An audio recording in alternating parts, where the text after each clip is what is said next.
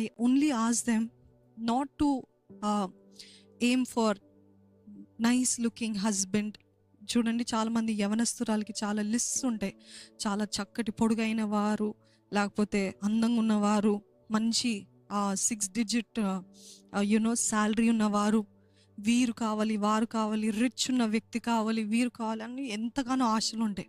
అదే రీతి యవనస్తులకి కూడా ఉంటుంది. ఏంటంటే అందమైన స్త్రీ, చక్కగా చూడటానికి బాగుండాలి, ఇవన్నీ ఉండాలి, అవి ఉండాలి అని అనుకుంటారు. మంచి కట్నం ఇచ్చే స్త్రీ ఉండాలి, మాకు బాగా డౌరీ ఇచ్చేవారు, గోల్డ్ ఇచ్చేవారు ఉండాలి అని ఈ మధ్య కాలంలో మన క్రైస్తవ్యంలో కూడా భయంకరంగా జరుగుతుంది.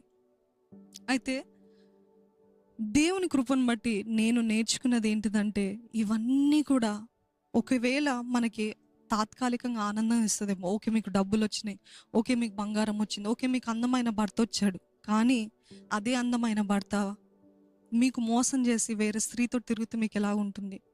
అదే అందమైన భార్య, అదే లేకపోతే మీకు డబ్బులు ఇచ్చిన భార్య, బంగారం తెచ్చిన భార్య ఇష్టం లేకుండా అసలు మీ మీ తల్లిదండ్రులతో ఎలాగ ప్రవర్తించాలో, కుటుంబంలో ఎలాగ ప్రవర్తించాలో, వంట రాదు, ఏం రాదు, భక్తి లేదు, అటువంటి భార్య మీ కుటుంబంలో వస్తే మీకు నెమ్మది ఉంటుందా?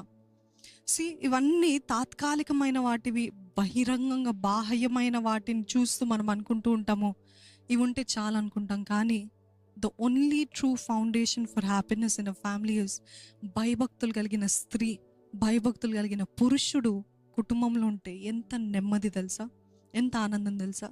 యోసేపులాగా హీ హ్యాడ్